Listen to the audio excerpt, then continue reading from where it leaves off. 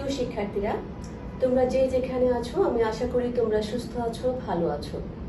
COVID-19 কারণে ঢাকা কলেজে online class চলছে এবং তারই অংশ হিসাবে আজকে আমার class BBA accounting fourth year স্টুডেন্টদের সাথে অ্যাকাউন্টিং থিওরি। আমি শাহনাজ পারভীন, সহযোগী অধ্যাপক হিসাব বিজ্ঞান বিভাগ, ঢাকা কলেজ। আমার অ্যাকাউন্টিং থিওরি ক্লাসে শিক্ষার্থীদের স্বাগত জানাচ্ছি। প্রিয় শিক্ষার্থীরা, আমি অ্যাকাউন্টিং থিওরি কোর্সটার ইনটেনজিবল অ্যাসেটস চ্যাপ্টারটা নিয়ে আজকে আলোচনা করব। এই চ্যাপ্টারের উপরে আমি ইতিমধ্যে আরও 4টি ক্লাস নিয়েছি। আজকে আমার পঞ্চম ক্লাস এবং এই চ্যাপ্টারের উপরে আমার আজকে শেষ ক্লাস। এরপরে আমি আমাদের ভ্যালুয়েশন চ্যাপ্টারটা নিয়ে আলোচনা করব। তো চলো শিক্ষার্থীরা, আমরা ক্লাসটা শুরু করি।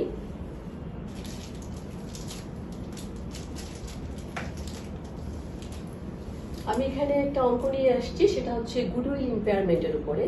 আমি আমার সেকেন্ড ক্লাসে গুডউইল কিভাবে মূল্যায়ন করা হয় এবং কিভাবে এটা হিসাবভুক্ত করা হয় সে সম্পর্কে আলোচনা করেছিলাম।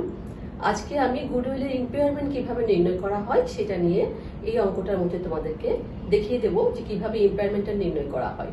তো চলো প্রশ্নটা পড়ি আমরা। On July 31, 2019, Postera Company paid Taka 60 lakh to acquire all of the common stock of Mendota Incorporated, which became a division of Postera. অর্থাৎ পোস্টেরা কোম্পানি তোমার জুলাই মাসের 31 তারিখে 2019 সালে 60 লাখ টাকা দিয়ে মেন্ডোটা ইনকর্পোরেটেডের সমস্ত কমন স্টকগুলো কিনে নিয়েছে এবং যে কারণে মেন্ডোটা এখন পোস্টেরার একটা বিভাগ বা ডিভিশন হয়ে গেছে। Mendota reported the following balance sheet at the time of acquisition. যখন পোস্টেরা মেন্ডোটাকে অ্যাকুইজিশন করে নিল তখন তার ব্যালেন্স শিটের কি চিত্র ছিল সেটা মেন্ডোটা এখানে দেখিয়েছে। নিচে সেটা দেওয়া আছে, দেখো। কারেন্ট অ্যাসেটস টাকা 16 লাখ, কারেন্ট ছিল 16 লক্ষ টাকা। নন কারেন্ট অ্যাসেটস টাকা 54 লাখ, টোটাল অ্যাসেটস টাকা 70 লাখ। এর পাশে দেওয়া আছে, দেখো, কারেন্ট লায়াবিলিটিস টাকা 12 লাখ, লং টার্ম লায়াবিলিটিস টাকা 10 লাখ, স্টক হোল্ডার্স ইকুইটি টাকা 48 lakh, total liabilities and stock holders equity টাকা 70 লাখ।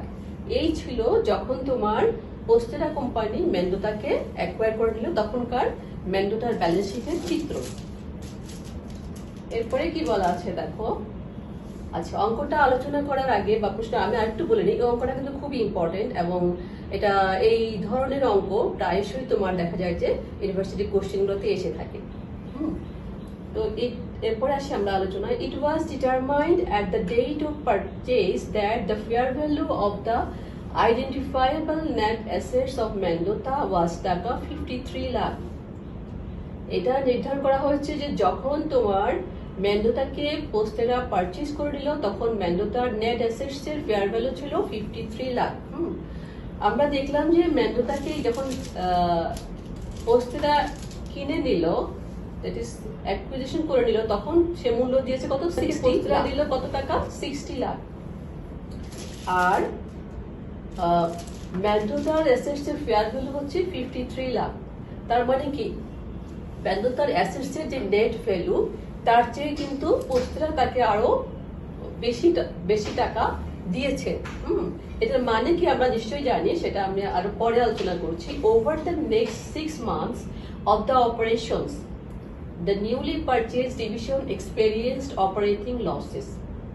হ্যাঁ, পরবর্তী 6 মাস তোমার ওই প্রতিষ্ঠানটা পরিচালনা করার পরে ওই ডিভিশনটা লসের মুখোমুখি বা লস হওয়ার একটা অভিজ্ঞতা অর্জন করলো। In addition, it now appears that it will generate substantial losses for the foreseeable future. এবং এটা এমন শো করলো যে নিকট ভবিষ্যতে এটা আরো বড় ক্ষতির মুখোমুখি হতে যাচ্ছে। At December 31, 2019, Mendota reports the following balance sheet information. 2019 সালের 31 ডিসেম্বর মেন্ডোটার ব্যালেন্স শিট ছিল নিচে যেটা দেওয়া আছে, দেখো। কারেন্ট অ্যাসেটস টাকা 4,50,000, non current assets including goodwill recognised in purchase. ওই যে বললাম যে তোমার ওরা পোস্টেরা মেন্দোতাকে দিয়েছিল কত 60 লাখ, এবং কিন্তু মেন্দোতার নেট অ্যাসেটস এর ভ্যালু ছিল 53 লাখ, তার মানে 7 লাখ ছিল গুডউইল। সেটা এখানে মধ্যে মেনশন করা আছে যে including goodwill recognised in purchase, অর্থাৎ ক্রয় করার সময় যে গুডউইলটা এটা ছিল সেটাও কিন্তু এই নন কারেন্ট অ্যাসেটস এর মধ্যে অন্তর্ভুক্ত আছে। টাকার অ্যামাউন্ট হচ্ছে 48 লাখ। কারেন্ট লায়াবিলিটিস টাকা 14 লাখ, লং টার্ম লায়াবিলিটিস টাকা 10 লাখ, নেট অ্যাসেটস টাকা 33 লাখ। তাহলে দেখা যাচ্ছে যে 31শে ডিসেম্বর 2019 তারিখে মেন্দোতা ডিভিশনটার নেট অ্যাসেটস এর ভ্যালু হচ্ছে 33 লাখ, বুক ভ্যালু যেটা বা ক্যারিং ভ্যালু। এরপরে কি বলা আছে দেখো, it is determined that the fair value of the Mendota division is টাকা 37 লাখ। এটা নির্ধারণ করা হলো কি যে তোমার 31শে ডিসেম্বর তারিখে মেন্দোতা ডিভিশনের যে নেট অ্যাসেটসটা আছে সেটার ফেয়ার ভ্যালু হবে 37 লাখ। আমরা দেখলাম যে সেটা আমরা পেয়েছিলাম হচ্ছে কত, যে এই অ্যাসেটস থেকে লায়াবিলিটিস লেস করার পরে 33 লাখ ছিল ওর নেট অ্যাসেটস এর ক্যারিং ভ্যালু, কিন্তু ফেয়ার ভ্যালু দেখা যাচ্ছে যে সেটা হচ্ছে ওরা ধরে নিয়েছে যে এটা হচ্ছে 37 লক্ষ টাকা। The recorded amount for Mendota's net assets, যেই ওখানে যে নেট অ্যাসেটস গুলো টাকার পরিমাণগুলো উল্লেখ করা ছিল একটু আগে যেটা আমরা দেখলাম, সেখানে লেখা আছে এক্সক্লুডিং গুডউইল, সেখান থেকে গুডউইল ছাড়া is the same as fair value. বাকি সম্পত্তিগুলোর যে মূল্য দেওয়া আছে এগুলো সবগুলো ফেয়ার ভ্যালুর সমান এক্সেপ্ট গুডউইল। আবার একটা বলা আছে except for property plant and equipment which has a fair value টাকা 3 lakh above the carrying value। শুধুমাত্র একটা সম্পত্তি যেটা কিনা প্রপার্টি প্ল্যান্ট এন্ড ইকুইপমেন্ট, ওটা ওর ক্যারিং ভ্যালু থেকে আরো 3 লাখ টাকা বেশি হচ্ছে ফেয়ার ভ্যালু। তাহলে এই যে 37 লাখ ফেয়ার ভ্যালু, হ্যাঁ, সেটার সাথে দেখা যাচ্ছে যে মেন্দোতা কোম্পানির যেই এখানের মধ্যে যেই ফিগারগুলো দেওয়া আছে কারেন্ট অ্যাসেট নেট অ্যাসেটস, এগুলো সবগুলো ফেয়ার ভ্যালুর সমান সমানই আছে। শুধু একটা সম্পত্তি প্ল্যান্ট, হ্যাঁ, প্রপার্টি প্ল্যান্ট এন্ড ইকুইপমেন্ট, সেটা দেখা যাচ্ছে আরো 3 লাখ বেশি আছে। দ্যাট ইজ আমরা এখানে যে 33 লাখ বা যেটা বলা আছে সেটার সঙ্গে আমরা আরো 3 লাখ যোগ করব। বাট বলছে কি যে তোমার এক্সক্লুডিং গুডউইলেরটা কিন্তু ফেয়ার ভ্যালুতে দেওয়া না, গুডউইলের ফেয়ার ভ্যালুটা ওখানের মধ্যে নির্ণয় করা ছিল না। তারপরে আসলে দেখো তোমার এখানে ইনস্ট্রাকশনসে কি বলা আছে, compute the amount of goodwill recognized if any on July 31, 2019। July 31, 2019 সালে তোমাকে বলছে যে গুডউইল নির্ণয় করতে যদি কোনো গুডউইল থাকে। আমি তো প্রশ্ন পড়ার সময় বললাম যে কি তোমার এই যে ধরো কোম্পানির যে দিয়েছে কত 60 লাখ টাকা, আর কোম্পানিটার নেট অ্যাসেট হচ্ছে ফেয়ার এই 53 লাখ টাকা ফেয়ার ভ্যালু। তাহলে ফেয়ার ভ্যালু যদি 53 লাখ টাকা হয়, আমি সেকেন্ড ক্লাসে বলেছিলাম যে গুডউইলের পরিমাণটা কিভাবে নির্ণয় করি আমরা, প্রাইস মাইনাস ইকুইটি অথবা নেট অ্যাসেটস এর fair value of net assets, এই দুটো এটা যদি লেস করি তাহলে আমরা কিন্তু গুডউইলের পরিমাণটা পেয়ে যাই। তো net fair value of net assets বা নেট অ্যাসেটস এটাই হচ্ছে কিন্তু ইকুইটি। তো এখানে প্রাইস হচ্ছে আমাদের 60 লাখ, সেখান থেকে আমরা 53 লাখ টাকা লেস করলে কিন্তু আমরা গুডউইল পেয়ে যাচ্ছি। দ্যাট মিনস ওদের কি এই যে আমাদেরকে compute the amount of goodwill recognised if any on July বলছে, তার মানে গুডউইল আছে বা আমরা সেটা গুডউইলটা নির্ণয় করে দেখাবো। বি নম্বরে বলা আছে দেখো, determine the impairment loss if any to be recorded on December 31, 2019। 2019 সালের 31শে ডিসেম্বর তারিখে ইম্পেয়ারমেন্টের পরিমাণটা তোমাকে নির্ণয় করতে বলেছে যদি কোনো ইম্পেয়ারমেন্ট হয়ে থাকে। এখন ইম্পেয়ারমেন্ট মানে কি, আমি একদম প্রথম ক্লাসে বলেছিলাম ইম্পেয়ারমেন্ট আমরা কিভাবে নির্ণয় করি, carrying value minus fair value. যদি ক্যারিং ভ্যালু থেকে ফেয়ার ভ্যালুটা কম হয় তাহলেই কিন্তু ইম্পেয়ারমেন্ট হবে, এবং সেটা আমরা যদি তোমার ফেয়ার ভ্যালু ক্যারিং ভ্যালু থেকে ফেয়ার ভ্যালুটা বাদ দিলে কিন্তু আমরা ইম্পেয়ারমেন্টের পরিমাণটা পেয়ে যাব। তো এখানে দেখো তোমার 31শে ডিসেম্বর তারিখে আমরা দেখছিলাম তোমার হচ্ছে ফেয়ার ভ্যালুটা হচ্ছে 37 লাখ আর ক্যারিং ভ্যালুটা হচ্ছে 33 লাখ। তাহলে ক্যারিং ভ্যালু যদি 33 লাখ হয় এবং ফেয়ার ভ্যালু যদি 37 লাখ হয়, তার মানে কি ফেয়ার ভ্যালুটা ক্যারিং ভ্যালু থেকে বেশি আছে, তার মানে কোনো ইম্পেয়ারমেন্ট হয় নাই। যদি ফেয়ার ভ্যালু ক্যারিং ভ্যালু থেকে বেশি হয় তার মানে কোনো ইম্পেয়ারমেন্ট সেখানে হয় নাই, তাহলে আমরা বিতে কোনো ইম্পেয়ারমেন্ট নাই, আমরা এই সম্পর্কে একটা মন্তব্য সেখানে লিখে দিব।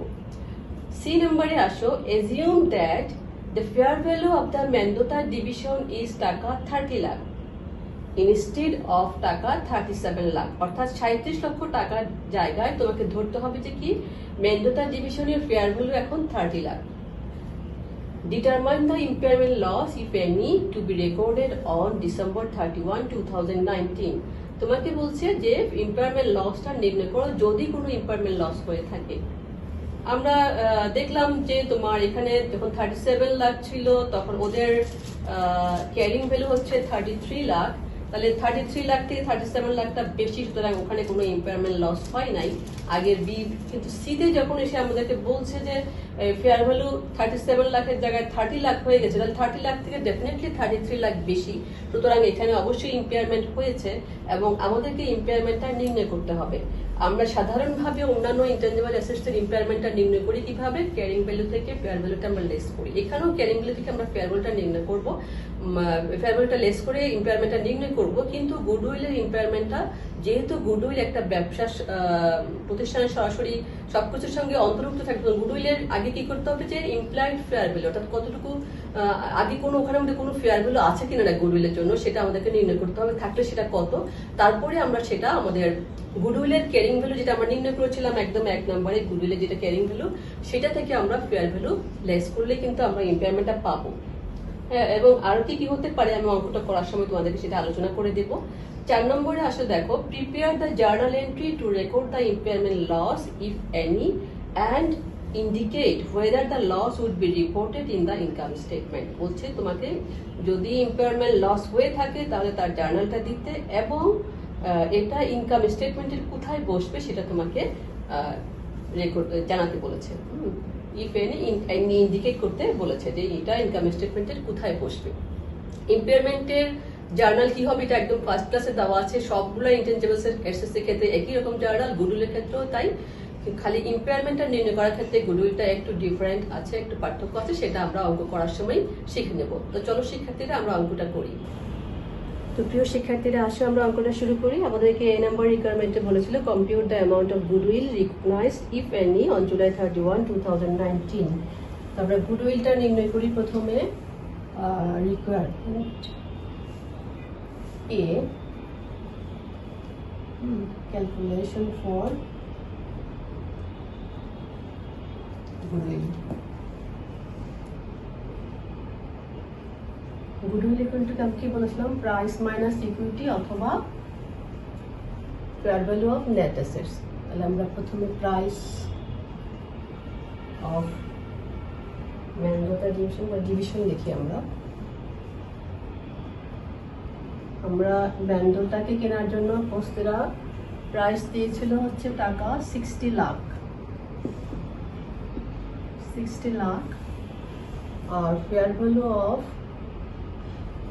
less fair value of the identifiable net assets equal to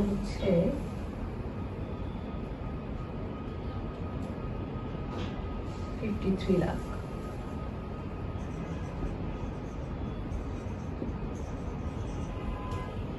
তাহলে আমরা গুডউইলটা পেয়ে গেলাম। গুডউইলের পরিমাণ হচ্ছে 7 লাখ। তাহলে আমাদের রিকোয়ারমেন্ট এটা হয়ে গেল। রিকোয়ারমেন্ট বিতে আমাদের কাছে জানতে চেয়েছিল যে কি, determine the impairment loss if any to be recorded on December 31, 2019। বলছে যে 2019 সালের 31 ডিসেম্বর যদি কোনো ইম্পায়ারমেন্ট লস থাকে সেটা আমাদেরকে নির্ণয় করতে। কিন্তু আমরা দেখলাম যে কি তোমার 2019 সালের 31 ডিসেম্বর তারিখে ওদের ক্যারিং ভ্যালু ছিল 33 লাখ আর ফেয়ার ভ্যালু হচ্ছে 37 লাখ। তাহলে ওদের কোনো ইম্পায়ারমেন্ট লস নাই, কারণ ফেয়ার ভ্যালুটা ক্যারিং ভ্যালু থেকে বেশি। এটা আমি প্রশ্নটা পড়ার সময় বলেছিলাম। তাহলে আমরা একটা মন্তব্য এখানে মধ্যে দিয়ে দিব কি, দেয়ার ইজ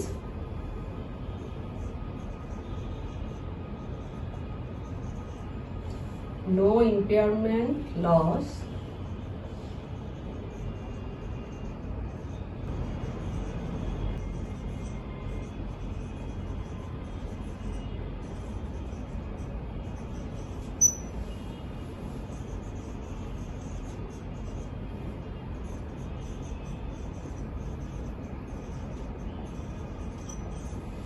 তাহলে আমরা 2 নাম্বার রিকোয়ারমেন্টে দেখো আমরা এরকম একটা মন্তব্য এখানে লিখে দেব যে there is no impairment loss is recorded because the fair value of Mendota fair ভ্যালুটা এখানে মেনশন করে দেবো আমরা taka 37 lakh is greater than carrying value of the net assets. হ্যাঁ, carrying value of net assets এর চেয়ে ফেয়ার ভ্যালু যেটা বড় সেই জন্য এখানে মধ্যে কোনো ইম্পেয়ারমেন্ট লস রেকর্ড করা হবে না। তো এই ছিল আমাদের এখানের মধ্যে রিকোয়ারমেন্ট বি এর এটা কমেন্টটা এখানে লিখলাম আমরা। এরপরে আমরা চলে যাচ্ছি সি নাম্বার রিকোয়ারমেন্টে, যেটা চেয়েছে আমাদের কাছে assume that the fair value of the Mendota division is টাকা 30 lakh instead of টাকা 37 lakh. Determine the impairment loss if any to be recorded on December 31, 2019. যখন ওদের ফেয়ার ভ্যালু ছিল 37 লাখ তখন আমরা দেখলাম যে ক্যারিং ভ্যালু ছিল 33 লাখ, সুতরাং এখানে কোনো ইম্পেয়ারমেন্ট লস হয়নি। আমরা সেই জন্য বি নাম্বার রিকোয়ারমেন্টে লিখে দিলাম যে there is no impairment loss recorded. কিন্তু সি নাম্বারে যেহেতু বলেছে যে 37 লাখের জায়গায় ধরে নিতে হবে যে ওদের ফেয়ার ভ্যালু হচ্ছে 30 লাখ, তাহলে যেহেতু ওদের ক্যারিং ভ্যালু 33 লাখ, সুতরাং 33 লাখ থেকে 30 লাখ তো অবশ্যই ছোট, সুতরাং এখন আমাদেরকে ইম্পেয়ারমেন্টটা নির্ণয় করতে হবে এবং যেহেতু এটা গুডউইলের অঙ্ক আমরা গুডউইল ইম্পেয়ারমেন্টটাই নির্ণয় করবো। তো প্রথমে আসো আমরা ইম্পেয়ারমেন্টটা নির্ণয় করি। তো আসো শিক্ষার্থীরা আমরা ইম্পেয়ারমেন্টটা নির্ণয় করি হচ্ছে কম্পিটিশন। আমরা দেখো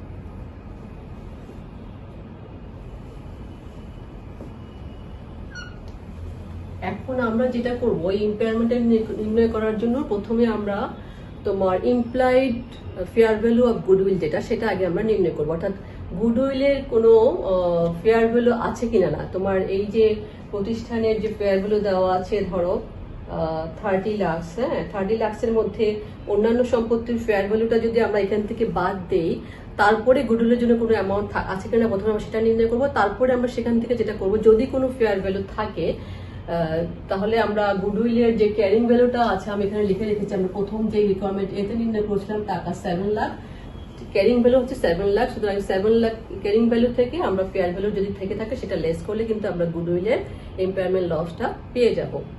তো চলো অঙ্কটা করি আমরা। আমাদের প্রথমে আমরা লিখব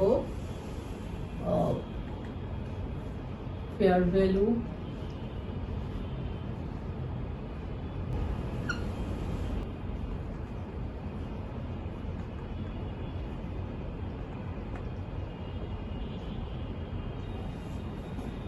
fair value of Mendota division, এটা আমরা লিখছি fair value of Mendota division. এই সি নাম্বার রিকোয়ারমেন্টে বলা হচ্ছে 30 লাখ, আমরা এখানে লিখলাম 30 লাখ।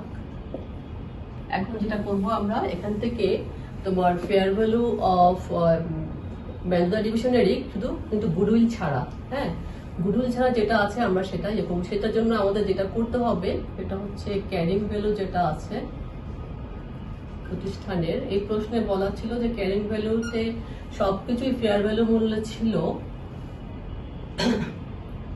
ক্যারিং ভ্যালু হচ্ছে আমাদের 33 লাখ, তাহলে 33 লাখটা আমরা লিখি এবং এখানে যেটা বলছে একটা সম্পত্তি শুধুমাত্র তোমার এটা হচ্ছে যেটার কিনা ক্যারিং ভ্যালু থেকে ফেয়ার ভ্যালুটা আরো বেশি ছিল, সেটা হচ্ছে প্রপার্টি প্ল্যান্ট অ্যান্ড ইকুইপমেন্ট।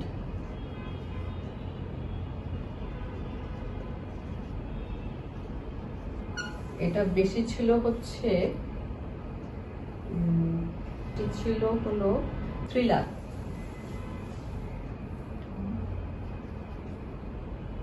টাকা 3 লাখ আমরা এটার সঙ্গে এটা প্লাস করব, আর যেটা করব এখান থেকে আমরা গুডউইল যেটা ছিল আমাদের সেটা আমরা লেস করে দেব। গুডউইল ছিল হচ্ছে আমাদের 7 লাখ, তাহলে এই ফিগারটা আমরা এখন এখান থেকে বাদ দেব। যদি বাদ দিই আমরা এগুলো যোগ বিয়োগ করার পর যেটা আসবে সেটা হবে আমাদের ইমপ্লয়েড ফেয়ার ভ্যালু যদি থেকে থাকে। 33 লাখের সাথে 3 লাখ যোগ করলে হচ্ছে কত 36 লাখ। 36 লাখ থেকে 7 লাখ লেস করলে আমরা পাচ্ছি 29 লাখ। 1 লাখ টাকা পাওয়া গেল আমাদের ফেয়ার ভ্যালুর জন্য। Employed fair value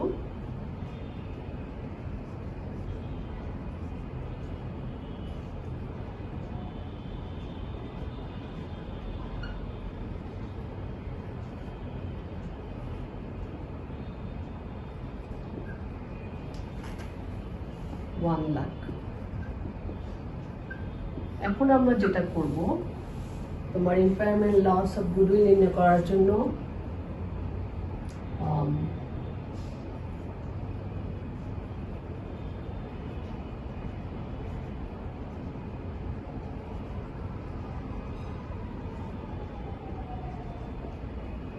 carrying value যেটা ছিল আমাদের, carrying value minus carrying value ছিল টাকা 7 লাখ, আর ইমপ্লয়েড ফেয়ার ভ্যালু হচ্ছে, দ্যাট ইজ ফেয়ার ভ্যালুটা হচ্ছে টাকা 1 লাখ।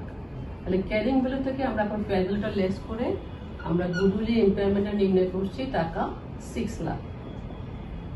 তাহলে গুডউইলের ইম্পায়ারমেন্ট লস হলো আমাদের টাকা 6 লাখ। আমরা এটা পেয়ে গেলাম।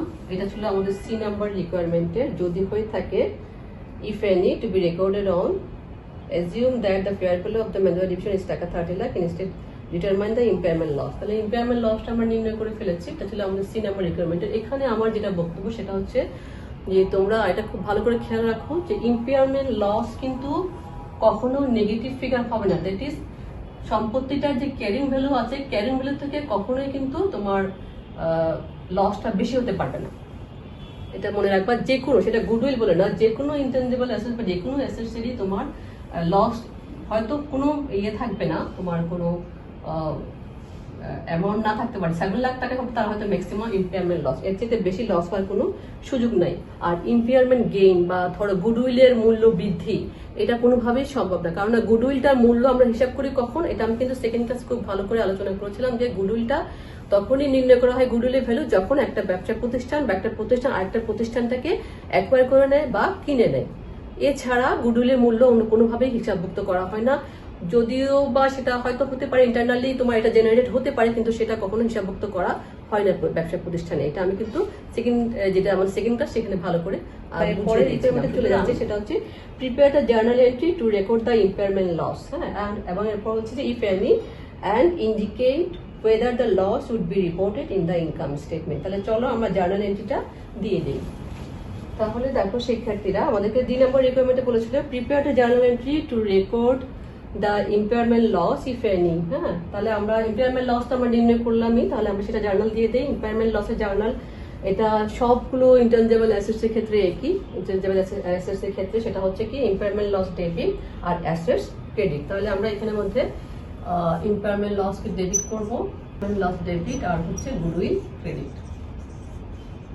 টাকার পরিমাণ ছিল 6 লাখ।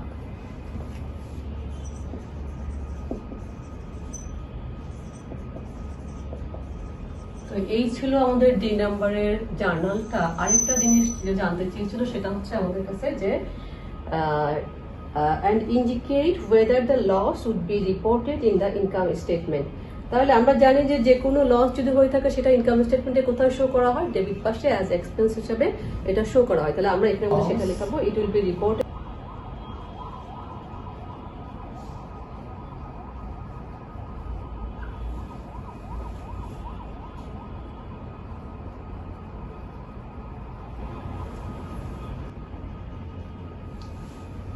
তো প্রিয় শিক্ষার্থীরা, এই ছিল এই অঙ্কটার সলিউশন। আমরা পরের অঙ্কে চলে যাই। শিক্ষার্থীরা, আমি আরেকটা অঙ্ক নিয়ে এসেছি তোমাদের জন্য। দেখো, এই অঙ্কটা আসলে তোমাদের হচ্ছে আমি একদম প্রথম ক্লাসে আলোচনা করেছিলাম যে ইনটেনজিবল অ্যাসেটস অর্জন করার দুটো ওয়ে আছে। একটা হচ্ছে পারচেজের মাধ্যমে, আর একটা হচ্ছে কি প্রতিষ্ঠানের ভেতর থেকে যে সম্পত্তিটা গঠন করা হয় বা সৃষ্টি করা হয়। তো এই অঙ্কটা হচ্ছে প্রতিষ্ঠানের ভেতর থেকে যে এই সম্পত্তিটা সৃষ্টি করা হয়, ইন্টারনালি জেনারেটেড ইনটেনজিবল অ্যাসেটস, যেটা আমি আলোচনা করেছিলাম। তো ওইটা তোমার সম্পত্তি হিসাবে অন্তর্ভুক্ত করার জন্য ওখানে আমি 6টা ক্রাইটেরিয়ার কথা বলা ছিল। পাইরেট যেটা তো সেটারই দেখো কিভাবে এখানে অ্যাপ্লাই করা হয়। আমি এখানে দেখছি, দেখো প্রশ্নটা পড়ছি। During 2015, Asjabo Enterprises spent Taka 25 lakh developing its new software package. Of this amount, Taka 11 lakh was spent before technological feasibility was established for the product, which is to be marketed to third parties. বলছে Asjabo Enterprises ওরা 25 লক্ষ টাকা খরচ করেছে একটা new software package তৈরি করার জন্য অফ দিস, এবং সেই যে অ্যামাউন্ট, সেই টাকাটা থেকে তোমার 11 লক্ষ টাকা ওরা খরচ করেছে before technological feasibility was established, অর্থাৎ প্রযুক্তিগত সুবিধাটা তোমার এস্টাবলিশ করার আগেই ওরা 11 লক্ষ টাকা খরচ করেছে ওই সফটওয়্যারটার জন্য, যেটা কিনা এখন বাজারজাতকরণ করা হচ্ছে তৃতীয় পক্ষের কাছে। The package was completed at December 31, 2015। প্যাকেজটা তোমার 2015 সালের 31শে ডিসেম্বর তারিখে তৈরি করা হয়েছে, অর্থাৎ 2015 সালে এটা তৈরি করা হয়ে গেছে। Asjabo expects a useful life of 8 years for this product with total revenues of টাকা 80 লাখ। Asjabo আশা করছে যে এই কম্পিউটার সফটওয়্যারটার তোমার লাইফ হবে 8 বছর এবং এখান থেকে সে মোট আয় করতে পারবে 80 লক্ষ টাকা। During the first year, that is 2016, Asjabo realizes revenues of টাকা 16 লাখ। 2016 সালে Asjabo এখান থেকে এই সফটওয়্যারটা থেকে 16 লক্ষ টাকা আয় করেছে। এরপরে কি বলা আছে দেখো, instructions. Prepare journal entries required in 2015 for the foregoing facts. 2015 সালে তোমার এই যে কম্পিউটার সফটওয়্যারটা ডেভেলপিং এবং তৈরি করা পর্যন্ত যেই এগুলো ঘটেছে সেগুলোর জন্য তোমাকে জার্নাল দিতে বলেছে। 2 নম্বর হচ্ছে prepare the entry to record amortisation at December 31, 2016, এবং 2016 সালে 31 ডিসেম্বর তারিখে যেই অ্যামোর্টাইজেশন আছে সেটা নির্ণয় করে জার্নাল দিতে বলেছে। এবং সি নাম্বার হচ্ছে at what amount should the computer software cost be reported in December 31, 2016 balance sheet. 2016 সালের ব্যালেন্স শিটে কম্পিউটার সফটওয়্যারের কস্টের পরিমাণটা কত হবে সেটা তোমাকে নির্ণয় করতে বলেছে। Could the net realizable value of these assets affect your answer? বলছে যে ওই অ্যাসেটসটার যদি কম্পিউটার সফটওয়্যার যদি নেট রিয়েলাইজেবল ভ্যালুটা কি তোমার আনসারের মধ্যে কোনো এফেক্ট ফেলবে কিনা না, অর্থাৎ ক্যারিং ভ্যালু এবং নেট রিয়েলাইজেবল ভ্যালুর মধ্যে কোনো প্রভাব পড়ে কিনা সেটাই জানতে চেয়েছে তোমার কাছে। তো শিক্ষার্থীরা, আমি এই যে প্রশ্নটা পড়লাম, দেখো এখানের মধ্যে তোমার যেটা সেটা হচ্ছে যে ওরা প্রথমে তোমার ডেভেলপিং খাত, দ্যাট ইজ আমরা রিসার্চ এন্ড ডেভেলপমেন্ট বলি, এখানে শুধু ডেভেলপমেন্টের জন্য ওরা কিন্তু 25 লক্ষ টাকা খরচ করেছে।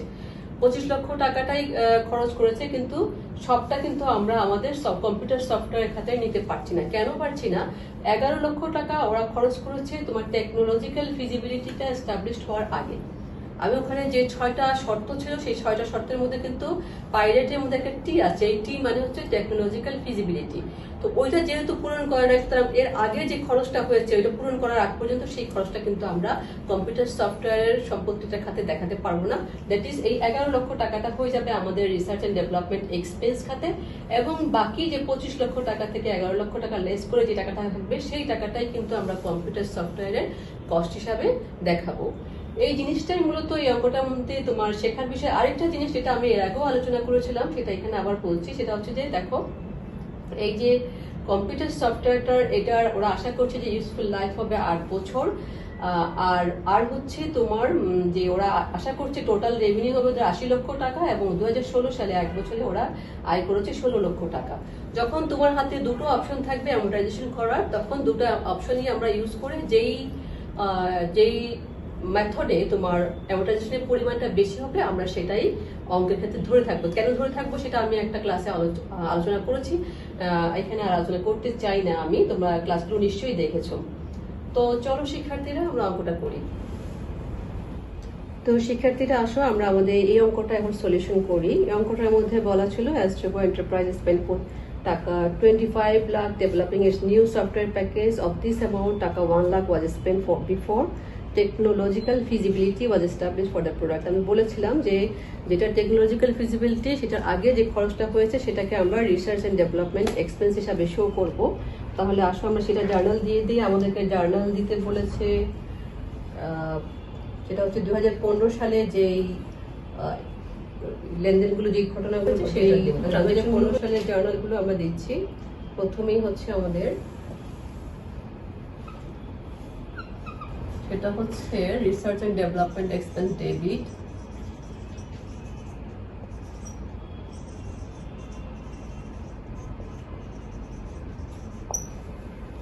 ডেভেলপমেন্ট এক্সপেন্স ডেবিট টাকার পরিমাণ হবে 11 লাখ এবং cash credit 11 lakh.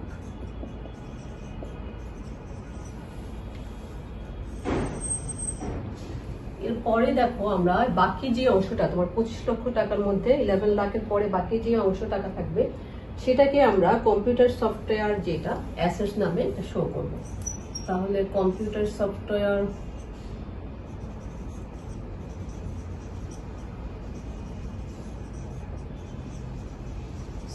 Debit, cash credit. টাকার পরিমাণটা আমরা নির্ণয় করবো। দেখো এখানে 25 লাখ মাইনাস 11 লাখ, তাহলে কত হয়? 14 লাখ। 14 লাখ আমরা এখানের মধ্যে সফটওয়্যার খাতে শো করব।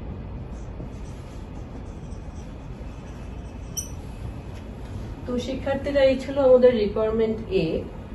এখন রিকোয়ারমেন্ট বি তে আমরা যেটা জানতে চাচ্ছি সেটা হচ্ছে যে prepare the entry to record amortisation at December 31, 2016। 2016 এর অ্যামোর্টাইজেশনের জন্য জার্নাল দিতে বলছি। তাহলে তার আগে প্রথমে আমাদের কি করতে হবে? অ্যামোর্টাইজেশনের পরিমাণটা নির্ণয় করতে হবে। তো চলো আমরা অ্যামোর্টাইজেশনের পরিমাণটা নির্ণয় করি। এইখানে জার্নালের জন্য জায়গা রেখেছি, আমরা এখানে লিখবো ওয়ার্কিং নোটস করবো। সেটা ওয়ার্কিং নোটস আমরা করব দুটো পদ্ধতিতে অ্যামোর্টাইজেশনটা নির্ণয় করব। ক্যালকুলেশন ফর অ্যামোর্টাইজেশন,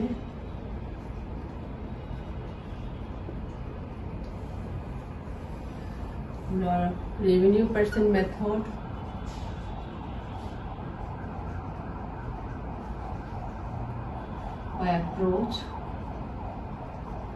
অ্যাপ্রোচে নির্ণয় করি। রেভিনিউ পার্সেন্ট অ্যাপ্রোচে আমাদের যেটা করতে হয় সেটা হচ্ছে কি, যে টোটাল রেভিনিউ আর আমাদের ফার্স্ট ইয়ার রেভিনিউ, আমাদের প্রথম বছরের রেভিনিউ যেটা সেটা ছিল, প্রথম বছরের রেভিনিউ ছিল 16 লক্ষ টাকা এবং টোটাল রেভিনিউ পরিমাণ হচ্ছে 80 লাখ টাকা, আর কস্ট হচ্ছে আমাদের আমরা 14 লক্ষ টাকা। তাহলে সেই একটা রেশিও অনুযায়ী আমরা বের করব। সেটা হচ্ছে 80 লক্ষ নিচে উপরে 16 লাখ, অর্থাৎ 80 লক্ষ টাকায় যদি 16 লক্ষ টাকা হয় তাহলে 14 লক্ষতে কত, এই রেশিও অনুযায়ী আমরা একটা অ্যামোর্টাইজেশনের পরিমাণ নির্ণয় করবো। আর একটা হচ্ছে স্ট্রেট লাইন।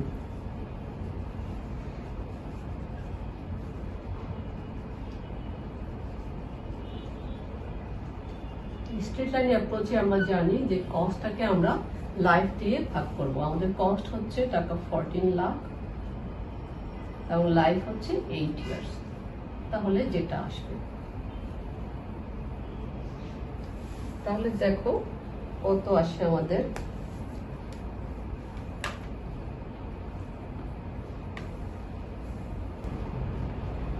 আমরা পেয়ে গেলাম, এটা হচ্ছে 2,80,000 আর এখানে হচ্ছে তোমার টাকা 1,75,000। তাহলে আমরা অবশ্যই এইটাকে হিসাবভুক্ত করব। তাহলে আমরা জার্নালটা দিয়ে দিই। 2016 ডিসেম্বর 31। জার্নালটা কি?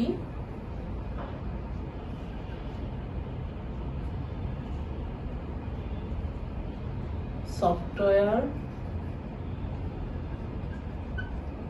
Amortisation expense debit, software computer software, আমি কম্পিউটার আর লিখলাম না, ক্রেডিট। টাকার পরিমাণ হবে 2,80,000।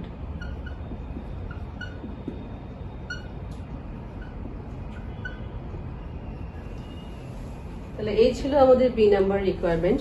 শিক্ষার্থীরা আমাদের দেখো সি নাম্বার রিকোয়ারমেন্টে কি জানতে চেয়েছে আমরা দেখি। সি নাম্বারে আমাদেরকে বলছে at what amount should the computer software cost be reported in December 31, 2016 balance sheet? 2016 সালের ব্যালেন্স শিটে কি পরিমাণ টাকাটা ওখানে আমাদের বসানো হবে এবং code the net realisable value of this assets effect your answer, এবং নেট রিয়েলাইজেবল ভ্যালু যেটা তুমি নির্ণয় করবে সেটা আমাদের কোনো প্রভাব ফেলবে কিনা সেটা আমাকে জানতে চাইছে। তাহলে চলো আমরা প্রথমে ব্যালেন্সের শিটে যেটা আমরা দেখাবো সেটা আমরা দেখিয়ে দিই কি পরিমাণ টাকা আমরা ব্যালেন্স। তো আসলে আমরা প্রথমে তোমার কম্পিউটার সফটওয়্যার কস্টটা